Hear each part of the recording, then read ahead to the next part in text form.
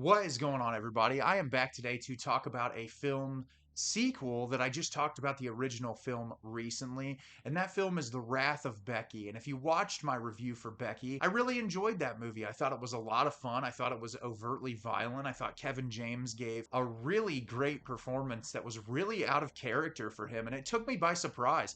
I didn't expect a whole lot from it, and I was glad that I enjoyed it a lot. And I watched that movie because I'd heard a lot of positive things about this movie when it was released, and I was looking forward to watching it. And before I get into this review today, when I tell you the description of the film, it's going to be really hard for me to talk about this movie without talking about the events of the first film. So if you haven't seen the first film, Becky, yet, and you don't want it spoiled, go watch the movie and then come back and watch my review. I won't spoil anything about the new film, Wrath of Becky, but if you haven't seen the first movie, I'm going to spoil some of the plot details of that film talking about it. So without further ado, let's discuss The Wrath of Becky. The Wrath of Becky is directed by Matt Angel and Suzanne Coote. 2 years after she escaped a violent attack on her family, 16-year-old Becky attempts to rebuild her life in the care of an older woman, a kindred spirit named Elena. However, when a violent group known as the Noblemen break into their home, attack them, and take their beloved dog, Becky must return to her old ways to protect herself and her loved ones. So, with this being a sequel to the original Becky, and with Kevin James's character getting killed off at the end of that movie,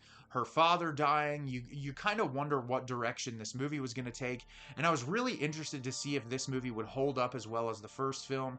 And I liked this movie quite a bit. I might even like this movie a little bit more than the first film. It's a whole lot of fun that you don't have to take very seriously, and you can tell the directors pay a lot of attention to detail when it comes to the violent sequences and the pacing of the film to keep you engaged. It's light, it's entertaining, it's just really an enjoyable reverse home invasion thriller type of movie, and I'm excited to give you some details about it today. So at the beginning of The Wrath of Becky, Becky is older now, and she's on the run from social services, and she doesn't want to get put into a group home. At one point, she's forced to go try to live with foster parents, but she ends up escaping, and it's her and her dog from the original film. And through this set of circumstances, she ends up meeting this woman, Elena, who picks her up on the side of the road, who is very to herself. She doesn't talk a whole lot about her personal life. She doesn't share a lot of details about herself, which is perfect for Becky because Becky also does not want to share a lot of details about herself. And she's working at this local diner. She's trying to build a life for herself. But what we see at the beginning of the film is she is constantly training. After the experiences that she had, she's constantly pushing her body to the limit. She's putting herself in great physical shape. She's practicing with weapons. She really wants to be able to fight for herself after the experiences of the original film. And so she's working at this diner, and one day this group of three guys comes into the diner and make all these really misogynistic comments to her, and they're really mean to her, and so she gets fed up with it and spills coffee on one of the guys on purpose.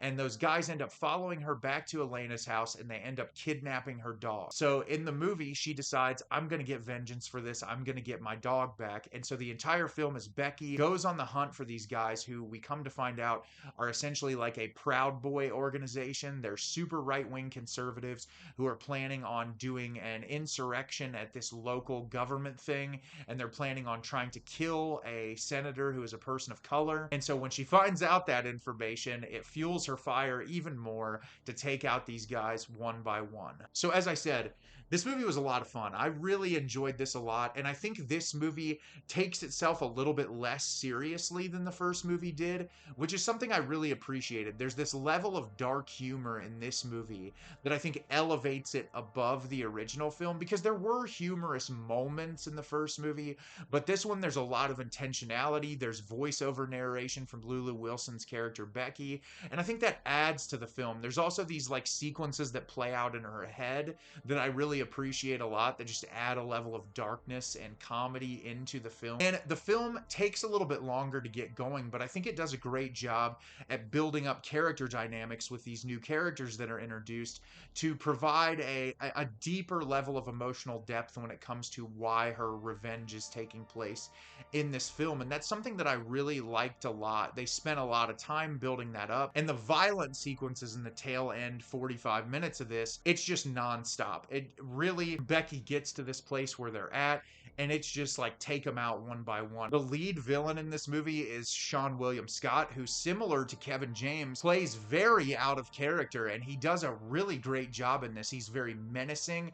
He makes some really disturbing, off-putting remarks that really just kind of make him live this character. And I really like how threatening he is, because the three guys who intentionally go after Becky, they're very douchey. You can tell that there's like nothing intimidating about them. They're very similar to a lot of the people who are in those types of organizations. They're all talk, but they have nothing to show for it. And I really liked that. And I liked the way when she starts killing them off at the beginning, that those characters are like, just kind of throw your hand at ease, where Seann William Scott's character is a trained person that was in the military.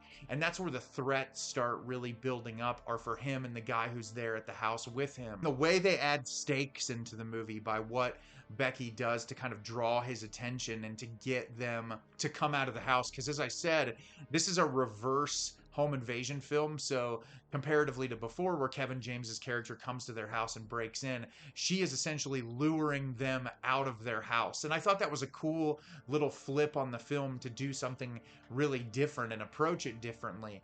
And they really do a great job at the beginning showing Becky doing all this training, because in the first film, she was just a kid fighting for survival. In this, she's experienced. She's been training herself for years on how to use weapons and how to fight for herself. And so it really kind of amps the stakes up, because you know she can contend with these people now, because she's been working on herself and building herself up. And that's something I really liked about this movie a lot. Similar to the first film, the kills are grisly in this movie. There's some really wild stuff that they do in this film. It really kept it engaging. I was invested from the very beginning. They tie in some of the open-ended elements into this movie that actually could build on making a third film, which I said it in my Letterboxd review. I could watch 100 of these movies and I'd never get sick of them. They're just a lot of fun, and they get really great performances out of their characters. I was even happy to see Kate Siegel show up in the last few minutes of this movie, hinting to, if there's another film, that she is going to play a larger role in that movie. And yeah, if you haven't watched either one of these movies, I'd highly recommend checking them out. They are a load of fun, and it's just a really entertaining, I guess, horror adjacent, violent type of movie that I think you'll really enjoy if you check out. So have you seen The Wrath of Becky? Did you love it? Did you hate it? Leave me a comment down below and let me know what you thought. I thought this movie was a lot of fun. I didn't know what to expect, but I think I liked this even more than the first movie. As always, if you like the video and subscribe to the channel, helps me out a lot and lets me know the type of content you're looking for. I'm always putting out new material and look forward to getting more out for you in the near future. And as always, everyone, thank you so much for watching, and have a great rest of your day.